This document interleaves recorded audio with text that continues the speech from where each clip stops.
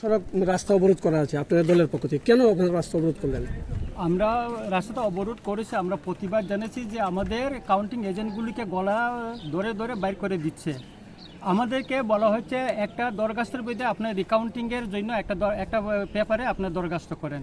তাদের অফিস থেকে বলা হয়েছে, তখন অনেকজন এখানে সিকিউরিটি অফিসারগুলিও এখানে ছিল। আমরা সেইভাবে তাদের কথা মতন আমরা একটা দরখাস্ত আমরা রিকাউন্টিং চেয়ে বসেছি।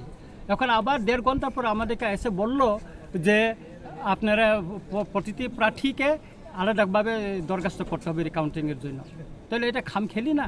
আর আরও কোনোভাবে আমাদের সঙ্গে যোগাযোগ করছে না, ফোন করলে উনি ধরছে না। আমাদের কোনোভাবে সহযোগিতা, তার প্রতিবাদে আমাদের ত্রিপুরা মাথার কর্মীরা রাস্তা অবরোধ করে বসে আছে। এই অবরোধ কত সময় জারি থাকবে? এখন আমাদের দাবিটা ওরা কী করে, তারপর আরও আমাদের এটা আন্দোলন আরও বড় হইতে পারে, আরও লোক আসতেছে।